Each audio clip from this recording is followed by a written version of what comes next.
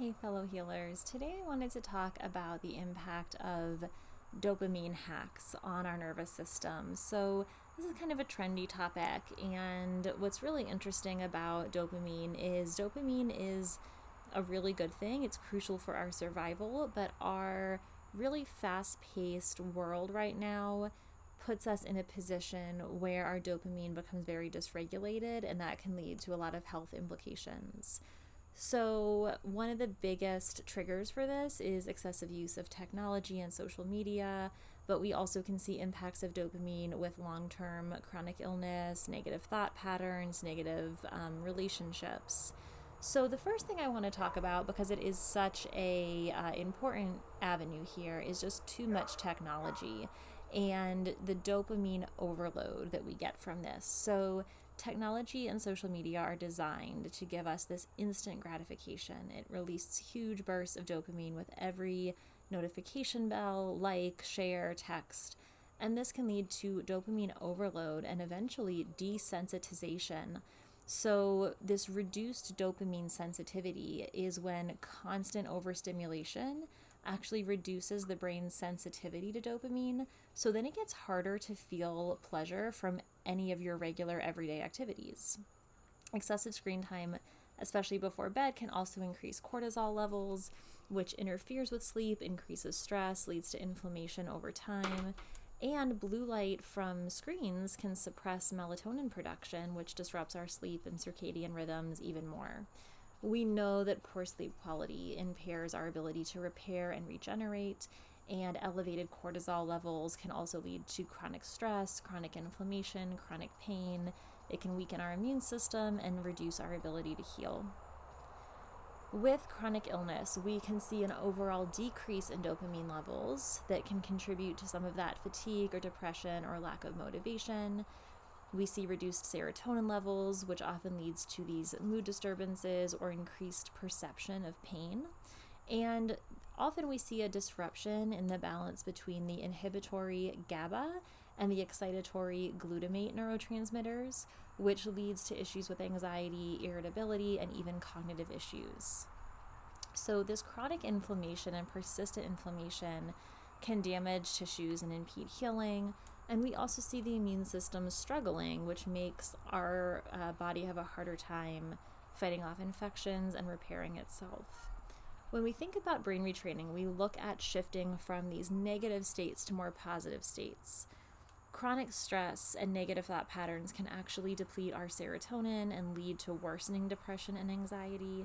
When we see persistent negativity and stress, we see those cortisol levels go up, which we know can lead to just exacerbating our health problems or keeping us stuck in an endless cycle.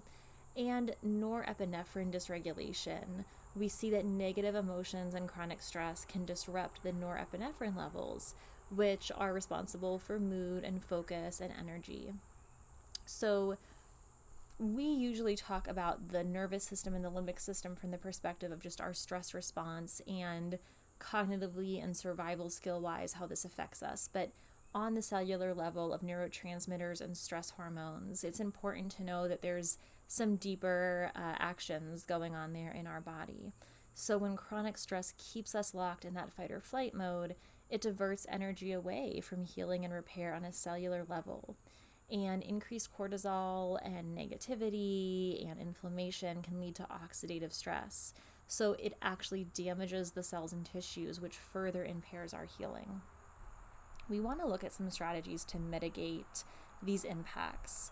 So the first one, talking about more slow living, is limiting technology and social media use.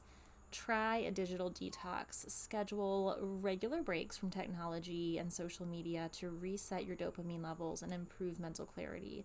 I was talking to someone recently who initiated this new pattern where they not only don't sleep with their phone near them, but they put their phone away at night. They put it on the other side of the house, or they turn it off completely, because then it breaks that habit of the first thing you do when you wake up being to check that phone and get that instant dopamine hit. And if you wake up and purposely do something that might be a little bit hard, that kind of gets you into a good headspace, like waking up and meditating, waking up and walking or journaling or cooking your breakfast from scratch, something that is giving you a sense of accomplishment, it's healthy levels of serotonin and healthy levels of dopamine that we're setting as the baseline for the day. And it also will decrease our kind of obsession with wanting that dopamine hit first thing in the morning. Again, we look at how we are going to integrate holistic treatments that we already are doing, including getting more movement and mindfulness and doing our brain retraining and using all of these tools consistently, not just because it makes us feel better, but also recognizing that on a cellular level, we're decreasing our inflammation and we're supporting our cells as they actually repair. When we think about our mindfulness and gratitude practices, we're working on cultivating positivity to reduce stress. And we realize that on a very cellular level, it's not just because, oh, I'm supposed to do this, it's part of my brain retraining journey. Every time we sit down and do a mindfulness practice, we sit down and do our gratitude journaling, we see a boost in serotonin and healthy dopamine levels. The other thing that we can focus on is when we look at a balanced diet, depending on your needs, they have shown that a diet rich in tyrosine, which is the precursor to dopamine, can be helpful in balancing dopamine and mood. And so foods like almonds, bananas, avocados, lean proteins, and engaging in regular physical exercise and activities are natural dopamine and endorphin boosters. So these are all things that we can look at when we are working to heal and trying to find just very simple ways to regulate our nervous system. What I really want to focus on here is this idea of within brain retraining, we are rewiring neural pathways. We're promoting positive thought patterns, attempting to reduce overactive stress response pathways. So we want to keep up with things like visualizations, because visualizations activate the same neural pathways as the actual experience. So it's promoting positive reinforcement of those really good neural pathways that we want to promote. So regularly visualize yourself in a state of health and well-being, and actually visualize yourself with success. For example, visualize that when you wake up in the morning, your phone is going to be off and you're going to go and make that fresh breakfast or do your gratitude journaling. Using our affirmations to rewire negative thought patterns. Create a list of positive affirmations and repeat them every day. Things like, I am healing every moment. I am strong. I am capable. This is helping us to believe different truths about ourselves and live in that moment as if it is already true. And pairing visualizations with those affirmations makes them even more powerful in our mind's eye. Next comes behavioral activation. This is straight out of the CBT world for mental health, but the science shows that when we engage in activities that bring us joy and fulfillment, we increase the dopamine and we promote neuroplasticity. With behavioral activation, the idea is that you know the activity is good for you, so even if you're not quite feeling up for it mentally, you make a bargain with yourself that you're still going to go out and try it. And the more that you engage in the behavior itself, the more natural reinforcement you're going to get. So you start to feel better. So the idea, the example I always use here is when I used to be really big into running. I had a running coach that was like, the hardest part of running is literally putting your shoes on and getting out the door.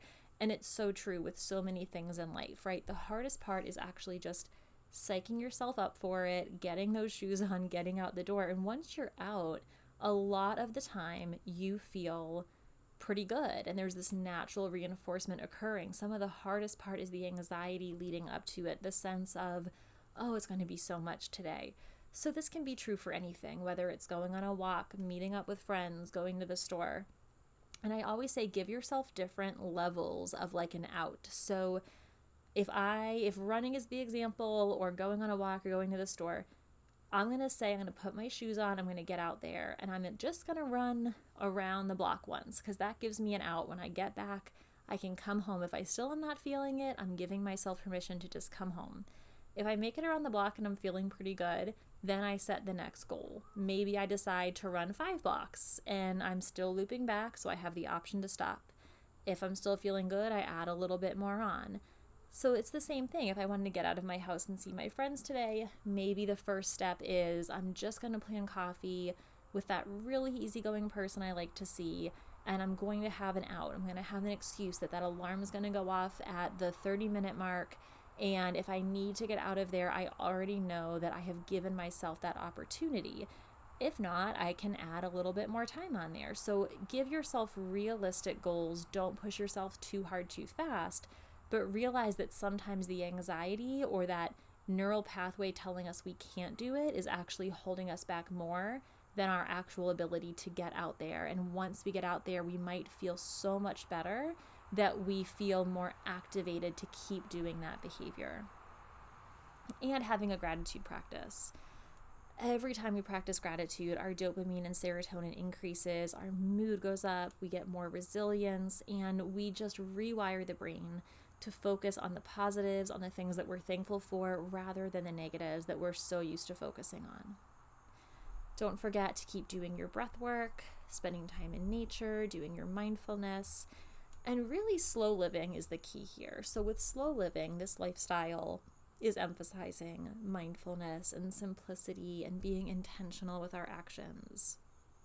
So we want to simplify our schedule, reduce the number of extraneous tasks and commitments and chaos, and just prioritize the things that are essential, that feel good, and scheduling regular breaks to normalize the need to rest and recharge rather than pushing yourself to exhaustion. Even things like chores, we can engage in mindful chores. So we want to promote a state of flow. And so washing dishes or sweeping the floor mindfully, focusing on the sensations, focusing on a gratitude list, like, wow, I'm so lucky that I have this house that I can sweep the floors and it will be clean and things are going to feel better, rather than rushing through everything with as many distractions as possible, which actually increases our stress levels. Again, we've talked about this briefly before, but a clutter-free environment is going to reduce stress and give us more sense of calm and organization. If we can declutter things that don't serve us, we take away a lot of those stories in our head of what that clutter says about us. And it also makes it easier to keep up with our chores and to have time and space for mindful, healthy activities. And embracing leisure time, allowing time for relaxation and things that we enjoy as an actual part of the day that we schedule in. We shouldn't feel guilty about resting or doing things that are good for us. So if we put it on our schedule and we dedicate time to these activities that bring us joy, we are signaling to our nervous system that we are safe, that we are deserving, and we are allowing that to be something that we just get to do every day, rather than constantly feeling like we have to earn it or we don't have time. So we could start with a morning routine with some breath work just for a few minutes, and then another few minutes visualizing your goals and positive affirmations for the day. We make sure we make time for moving our bodies and getting outside and stretching or mindful eating.